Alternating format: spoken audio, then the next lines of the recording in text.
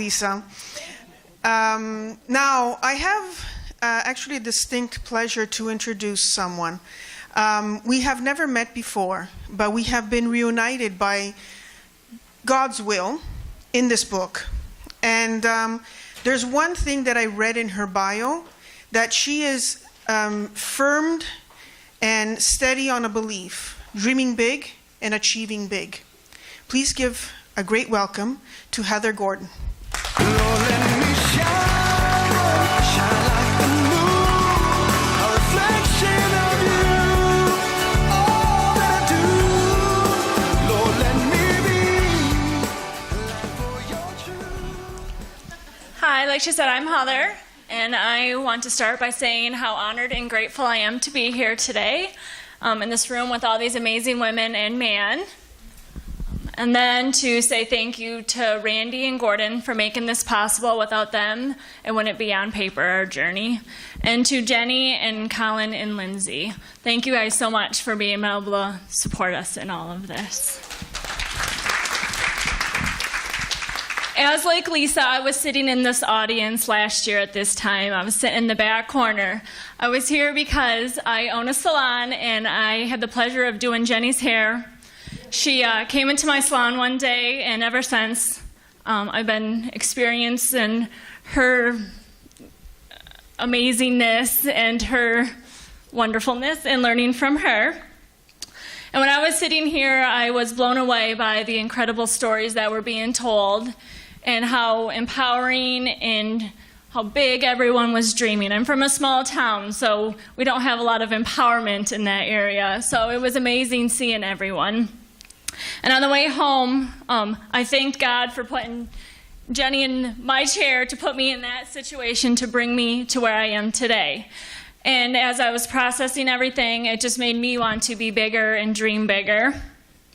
And then after the launch party, Jenny approached me to being in the second book and applying for it. And my first reaction was no. I'm not a public speaker. I'm not a writer. I sit behind a chair, stand behind a chair, and I empower other women and have other women tell me their feelings and tell me their stories and listen to every woman and not tell my story. But after thinking and praying some more and thinking some more, I decided that I would love to share my story. If it could help one person dream bigger and be bigger and inspire one person and touch one person's life, then that was more than enough for me. I own a salon. So I had one client tell me that her bucket list is to do stuff that scares her. So after she told me that, it was my moment of, yes, I need to do stuff to scare me. Think of the idea of doing stuff that scares you. That means you're jumping out of your comfort zone, that you're reaching higher, and you're doing things that you would not think you could ever do. So I called Jenny and told her that I would love to be a part of the opportunity that they provide us women. And the whole process has been exhilarating and emotional. My journey is filling the void within while trusting God's plan. I was valedictorian. I went to college, got the bachelor's degree. I was everything that, our area said was what you're supposed to do. But yet there was still a void inside of me that was missing, a piece of something. I didn't know what it was at the time. Something was missing from my life. And at that time, I had a chance to go to Vegas, and there we did ventures, and I landed on the top of Mount Zion. I climbed up there, and if no one's been there, they should, because that is the most peaceful place where you can go and think about yourself and what you want and what you want to be. And as I'm standing up there talking to God and asking Him my direction and to help me fill the void that's inside of me, I came up with knowing what I wanted to do. I wanted to own a salon and help others feel beautiful inside and out. So I was 24 at that time. So I went home, and my mom was very happy that I came home and started a salon.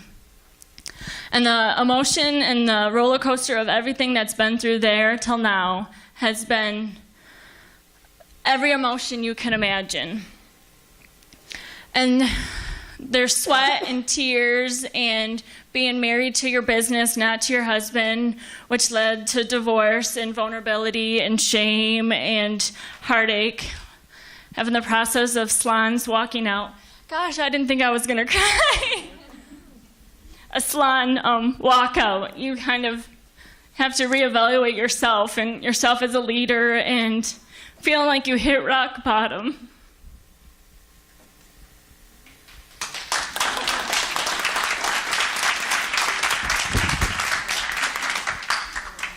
And really having to refocus on you and taking a breath. Knowing God has a plan. My brother and my dad, both growing up, had health issues.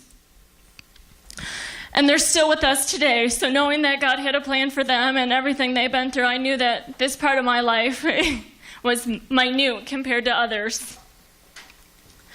So really, in filling that void, you have to find that happy place and that balance. Mine was empowering others and love and giving and making everyone feel and be big.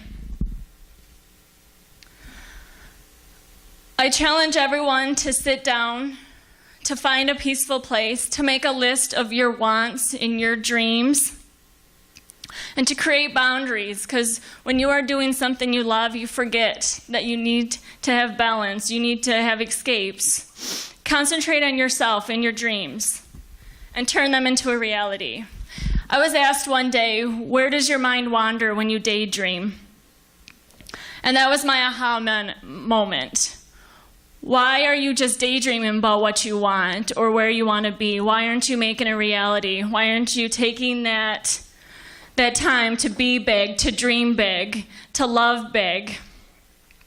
Why aren't you fulfilling your dreams instead of just going the every day,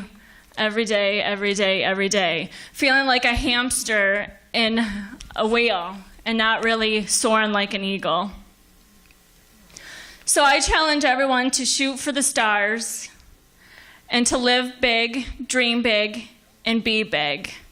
Go and shine like you're meant to shine.